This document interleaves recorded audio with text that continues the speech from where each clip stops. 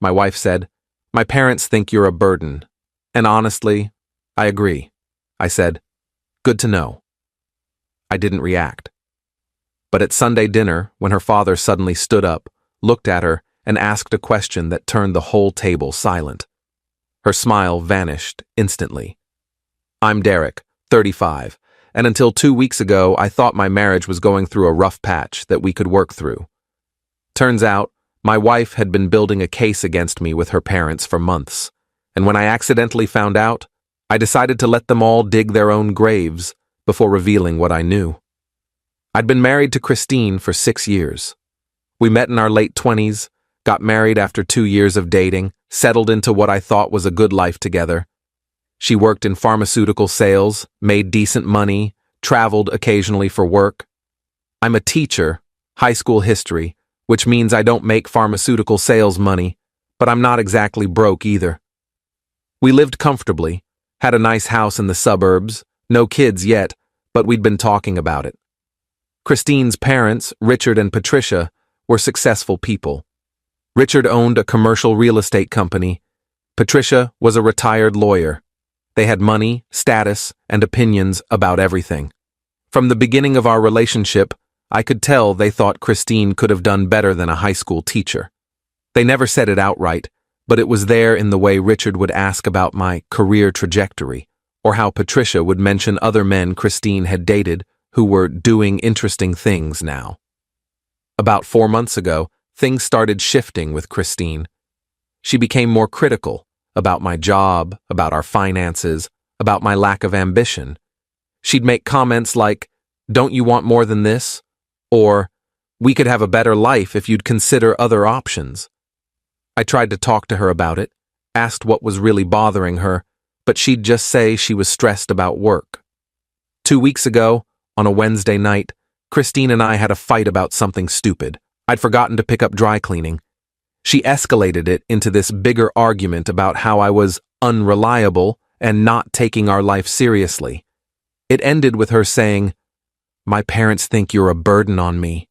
And honestly, Derek, I'm starting to agree with them." I just looked at her. Good to know. That's it? That's all you have to say? What do you want me to say, Christine? You just told me you think I'm a burden. There's not really a response to that. Maybe you could defend yourself. Maybe you could try to prove them wrong. Why would I need to prove anything? I work. I contribute to this household. I'm a good husband. If you and your parents don't see that, that's not my problem to fix. She looked frustrated that I wasn't fighting back. You're so passive. That's the whole problem. I went to bed in the guest room that night. The next morning, Christine acted like nothing had happened. I didn't bring it up either, but something had shifted in me. When someone tells you they see you as a burden, you can't unhear it. That Friday, I was home early. Teacher development day, students weren't in. I was in my home office when I heard Christine come in. She didn't know I was there. I heard her on the phone in the kitchen talking to her mother. I know, Mom. I'm just so tired of it. No, he didn't even react when I told him what you and Dad said. He just accepted it. I think he knows he's not good enough, but he's too comfortable to do anything about it. Sunday dinner? Yeah, we'll be there. I think it's time we all had a frank conversation about the future. I sat there listening, feeling cold. She'd been talking to her parents about me, building a narrative, planning something for Sunday dinner. I didn't confront her. Instead, I did something I'd never done before. I called her father. Richard answered on the second ring. Derek, this is unexpected. Hi, Richard. I wanted to talk to you about something. Do you have a few minutes? Sure. What's on your mind? Christine mentioned that you and Patricia have concerns about me, about whether I'm the right fit for your daughter. I wanted to hear that directly from you rather than through her. There was a pause. Derek, that's a conversation I think we should have in person. Why don't we talk about this at dinner on Sunday? That works. But Richard, I need to know, do you think I'm a burden on Christine? Another pause, longer this time. I think you're a good man, Derek, But I also think Christine deserves a partner who matches her ambition and financial capability. You're a teacher. That's admirable, but it's not exactly a path to the kind of life Christine was raised to expect. I see. And you've been discussing this with Christine? We discuss everything with our daughter. We're a close family. Got it. Well, I'll see you Sunday then. After I hung up, I sat there for a while thinking. Then I made another call to my friend Marcus, who worked as a private investigator. I asked him to look into Christine's recent activities, travel, credit card statements, anything unusual. He said he'd see what he could find. That weekend, Christine was busy with work stuff. She barely talked to me. Saturday night, Marcus sent me a file. I opened it and felt my stomach drop. Hotel charges in cities where Christine had work trips. Always 2-night stays, always nicer hotels than her company usually booked. Credit card charges at restaurants for 2, and a name that kept appearing, Andrew Morrison, one of her company's regional sales directors. I spent Saturday night going through everything. Sunday morning, I was calm, eerily calm. Christine asked if I was okay. I said I was fine. We got ready for dinner at her parents' house. Update 1. We arrived at Richard and Patricia's house at 5 p.m. Christine's brother David was there with his wife, plus Patricia's sister. The whole family gathering. Christine seemed nervous but excited about something. Dinner started normally. Small talk, catching up. Patricia asking about Christine's latest sales numbers. Richard mostly quiet, watching me with this evaluating look. I played along, answered questions politely, didn't give anything away. About halfway through the main course, Christine cleared her throat. So, Mom, Dad, I wanted to talk to everyone about something important. Patricia smiled. Of course, honey. What is it? Christine glanced at me, then at her parents. Derek and I have been having some conversations about our future, about what we both want and whether we're on the same page, and honestly, I think we've grown in different directions. I took a sip of water, didn't say anything. Richard put down his fork. Christine, maybe this isn't the right time. No, Dad, it's fine. We're all family here. I think everyone knows that Derek and I have been struggling. He's content with where he is in life, and I want more.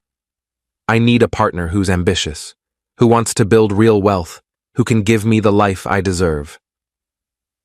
David's wife looked uncomfortable. Patricia was nodding along. I stayed quiet. So, Christine continued, I think it's time Derek and I seriously consider whether this marriage is working for either of us. The table went quiet. Everyone looked at me. I set down my fork. Are you asking for a divorce, Christine? She hesitated. I'm saying I think we need to discuss it, as a family. My parents have been concerned for a while, and I value their input. Interesting. So your parents have been involved in our marriage decisions for how long? That's not fair. Seems fair to me. You just announced to your entire family that you want to divorce me because I'm not ambitious enough. In front of me, without discussing it with me first privately. Patricia spoke up. Derek, honey, this isn't about attacking you. We all care about you, but we also want what's best for Christine, and sometimes relationships run their course. Patricia, I don't need relationship advice from you right now, thanks. Richard stood up. The whole table went silent. He looked at Christine, and his face was different than I'd ever seen it. Not supportive, almost angry. Christine, I need to ask you something, and I need you to answer honestly. Christine looked confused. Dad, what? Who is Andrew Morrison? The color drained from Christine's face. What? Who?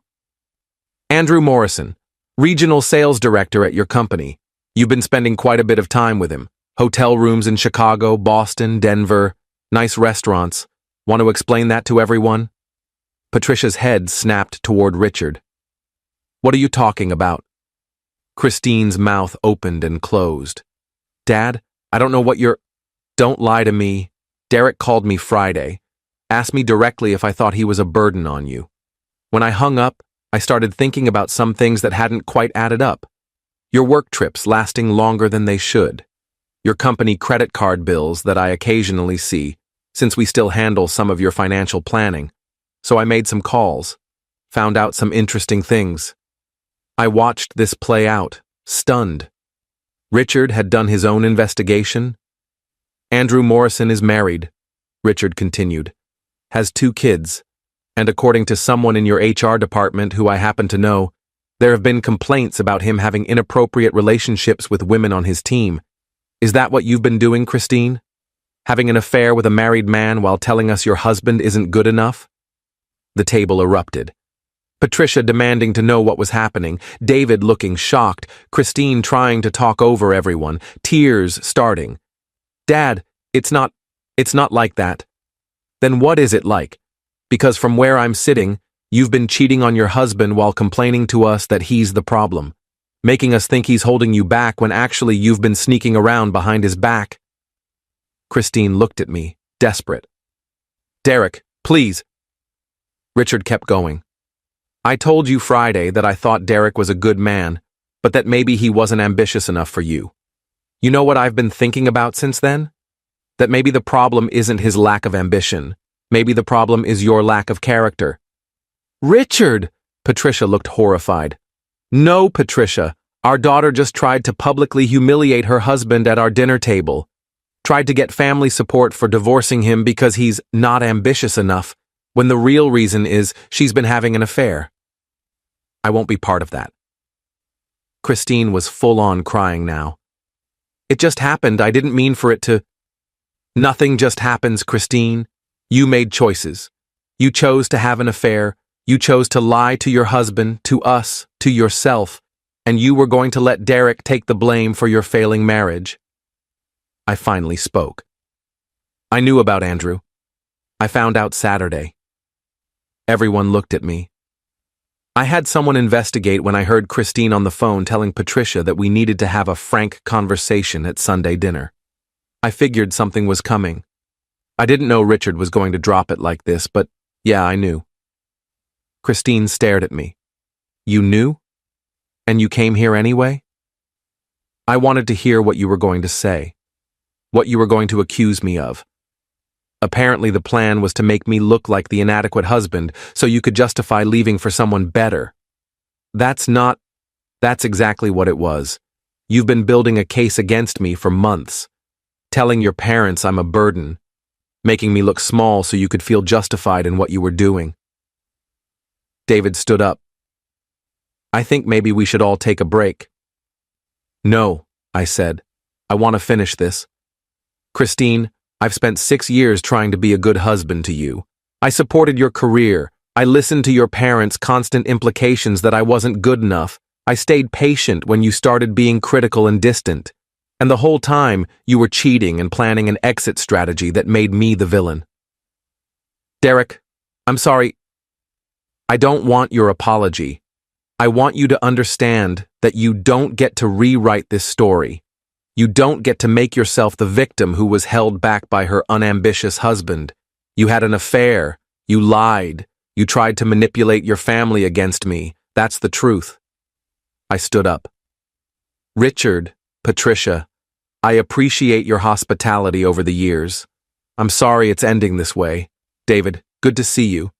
Christine, I'll be filing for divorce this week. You can stay at the house until we figure out living arrangements, but I want you in the guest room. I walked out, got in my car and drove home in silence, hands shaking on the wheel. Update 2. Christine came home 3 hours later. I was in the bedroom packing some of my things to move to the guest room. She stood in the doorway. Derek, we need to talk. There's nothing to talk about. Please, just listen to me. The thing with Andrew, it was a mistake. It didn't mean anything. I was confused and he paid attention to me and I made a terrible choice. How long? What? How long has it been going on? She looked at the floor. 4 months. 4 months. The same time she'd started being critical of me. So you've been cheating on me for 4 months and spending that whole time telling me and your parents that I'm the problem. I felt guilty. I think I was trying to justify what I was doing by making you seem inadequate. That's not an excuse, Christine. That's just you being cruel.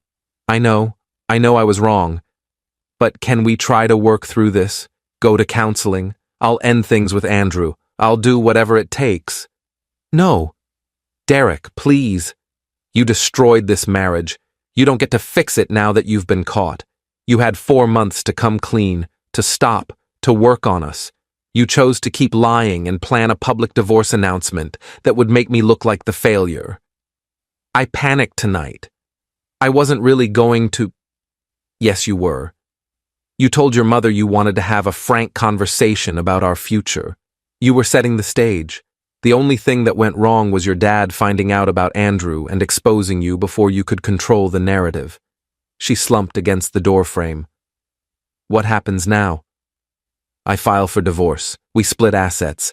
You can stay here until the house sells or one of us buys the other out, but we're done, Christine. Completely done. My parents... Your parents know what you did. That's your problem to deal with, not mine. She left the room crying. I heard her on the phone a few minutes later, probably calling her mother. I didn't care. The next morning, I called a divorce attorney, started the paperwork. Christine moved into the guest room like I'd asked. We lived like awkward roommates for the next 2 weeks while lawyers handled the initial filings. Richard called me about a week after the disastrous dinner. Derek, I owe you an apology. You don't owe me anything, Richard. You exposed what needed to be exposed. I should have trusted my instincts about you from the beginning. You're a good man. I let Patricia's opinions about your career cloud my judgment. And I let Christine's complaints make me think you were the problem. Why did you investigate her? Something you said on Friday stuck with me. You asked if I thought you were a burden. The way you asked it, like you were genuinely confused about why anyone would think that. It made me realize I didn't have any actual evidence that you were inadequate. Just Christine's word. So I started looking into things. Found the hotel charges pretty quickly. I appreciate you telling the truth at dinner. Saved me from having to be the one to drop that bomb. Christine's mother is devastated. Keeps asking how we didn't see this coming. I told her we saw what Christine wanted us to see. How's Christine doing? Not great. She got fired. The thing with Andrew came to light at her company. Apparently he'd done this before with other women on his team. HR finally had enough evidence to terminate both of them. I felt a grim satisfaction at that. She mentioned the divorce to you? She's been calling her mother crying about it every day, asking us to intervene, to convince you to give her another chance. I told her she made her choices, and now she has to live with the consequences. Thank you for that. Derek, for what it's worth, I hope you find someone who appreciates what you bring to a relationship. Teaching is honorable work. You're a good man. My daughter was a fool to risk losing you. Update 3. The divorce took 3 months to finalize. No kids, relatively clean assets split, both of us wanting it done quickly. Christine tried a few more times to reconcile. Wrote me letters, showed up at school once, sent her friend to talk to me. I stayed firm. The house sold 2 months after we filed. Christine moved in with her parents temporarily while she looked for a job. I got an apartment closer to my school. Patricia reached out once, about 6 weeks after the dinner incident. Asked if we could meet for coffee. I agreed, more out of curiosity than anything. She looked older than I remembered. Derek, I need to apologize to you. Okay. I spent years making you feel inadequate, implying you weren't good enough for Christine, pushing her to want more, to expect more. I created the environment where she thought it was acceptable to look down on you. Did you know about Andrew? No, absolutely not. If I had known she was cheating, I would have told her to fix her marriage or file for divorce honestly. But I didn't know because I'd been too busy reinforcing her complaints about you without questioning if they were valid. Why are you telling me this? Because you deserved better from us. From all of us. You were a loyal husband to my daughter. You worked hard, you were kind, you treated her well, and we made you feel like that wasn't enough because you weren't wealthy or impressive enough by our standards. Patricia, I appreciate the apology, but I think you and Richard need to figure out why your daughter thought her worth was tied to her husband's income and status. That's not something I can fix. She nodded, tearing up. I know. We're in family therapy now, trying to understand where we went wrong. Good luck with that. She left. I haven't heard from her since. Final update. It's been 8 months since that Sunday dinner. The divorce is final, I've settled into my apartment, and I'm doing okay. Better than okay, actually. Christine reached out one more time about 2 months ago. She'd found a new job, was trying to rebuild her life, and wanted closure. We met for coffee. She looked different, smaller somehow, less sure of herself. I've been in therapy, she said, trying to understand why I did what I did, why I sabotaged us. And what did you figure out? That I was never comfortable with who I was. I always needed external validation, my parents' approval, career success, the right partner. I thought those things would make me feel worthy. When I met Andrew and he made me feel important and successful, I chased that feeling instead of working on my marriage. That's a pretty neat summary. I'm sorry, Derek. Truly sorry. You deserve so much better than how I treated you. Yeah, I did. Do you hate me? I thought about it. No, I don't hate you. I feel sad about what we could have been if you'd been honest with yourself and with me. But I don't hate you. Are you seeing anyone? That's not really your business anymore. She nodded. Right, I hope you're happy. I am. I'm teaching, I'm coaching the debate team now. I bought a used motorcycle and I've been taking weekend trips. I'm figuring out who I am outside of being someone's not good enough husband. She flinched at that. I really am sorry. I know you are. But sorry doesn't fix what happened. It just means you understand it now. We finished our coffees and said goodbye. I haven't heard from her since. Richard sends me a text every few months checking in. David invited me to a barbecue last month, which was weird but nice. I went. His wife told me she'd always liked me and was glad I'd gotten out. I learned a lot from this whole mess.